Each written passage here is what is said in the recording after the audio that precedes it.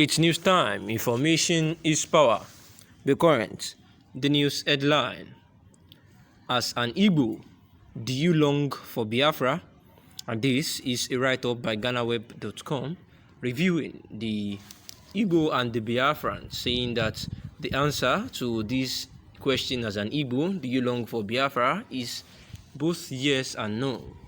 Just because Nigeria is not working, and in fact, indeed more of a time bomb now. You need to understand that Nigeria is a country formed on the terms of its people, or because the people came together to agree to be one country. But for the administrative convenience of the British colonial government, it hasn't managed to evolve into a nation ever since, most likely never will. And as it stands, the divergent and irreconcilable worldviews of the peoples who make up the country seem poised to set it aflame. Yet, every attempt to readjust it into a country or a nation, as it were, has been resisted by vested interests, and it is basically a country held together by oil and nothing much more. No, on the other hand, because the writer does not think that Biafra will solve all the problems. He says he has been an advocate for restructuring a middle ground of sorts. This is because of the belief that the only way the country can survive is by loosening the suffocating unitary system being practiced at the moment. Each region should have a measure of autonomy, control of its resources, and pay tax to the central government. I have observed that while nations tend to compete with one another in Nigeria, the competition is in terms of ethnic group A versus ethnic group B, and the Christianity versus Islam. And usually, the ultimate objective of some, especially who manage to hold on to power, is to try to hold others down as if it is the way to achieve their own progress. It is a suffocating and frustrating scenario. Excellence is sacrificed on the altar of mediocrity. People are not promoted in the public sphere on the basis of what they know, but who they know or where they come from.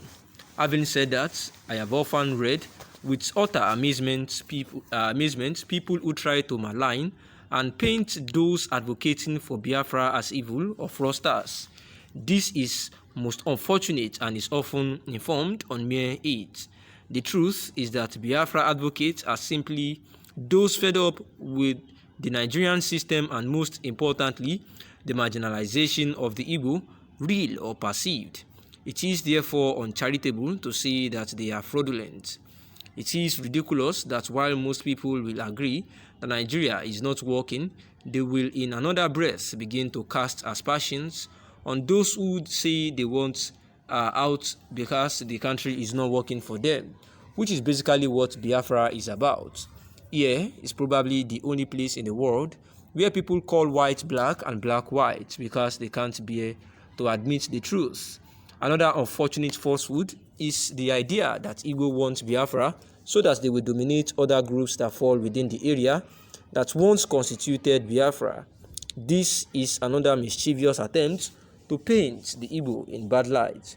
While some of those who advocate for Biafra have continued to draw their map to include former Eastern region, some of us continue to insist that should there be Biafra, it ought to be an exclusively Igbo affair, and in any case, those who often make the hate-informed arguments about Igbo wanting to annex other groups ignore the fact that there are also people in those groups who are asking for Biafra. And at the same time, they ignore the fact that even the Biafra advocates who draw this wide map have often insisted that everyone reserves the right to opt in or opt out. In the final analysis, my point is that while all of us may not agree that Biafra is the solution, it is hypocrisy to pretend not to understand the point those who argue for Biafra are making. You read all manner of hate comments about the Igbo and people who call for Biafra, and you wonder where such is coming from. To summarize, if you ask me to choose between Biafra and the status quo in Nigeria, I would not hesitate to choose the former because Nigeria as it poses serious threats to my very existence and the continued survival of my people and their way of life. But of course, I sincerely believe that restructuring, or what we have come to know as true federalism, will be the best for everyone. It will give everyone space to exist in their own environment and reduce the raw hate we encounter daily in our social discourse, and of course, put in check what appears to be an agenda by some to overrun and dominate the others. And this is an expression of the thought by a writer, published analyst through the GhanaWeb.com, trying to justify if the Biafra nation has been agitated for the by the southeastern region, is actually the best solution for the happenings in the country, where the writer is of the opinion that if the question is actually posed to him, about if the existence of Nigeria or Biafra, that which one would he choose, that he would actually go, of course, for Biafra, because Nigeria practically in all totality is not working for anyone. But the writer says that there is a belief that a very good belief that restructuring and true federalism is better than even Biafra.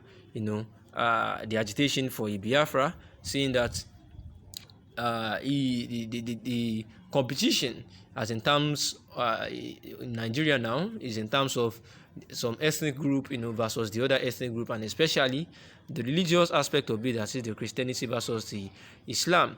And this is ultimately because they are trying to manage those who hold on to power so that they can try to achieve their own progress as well.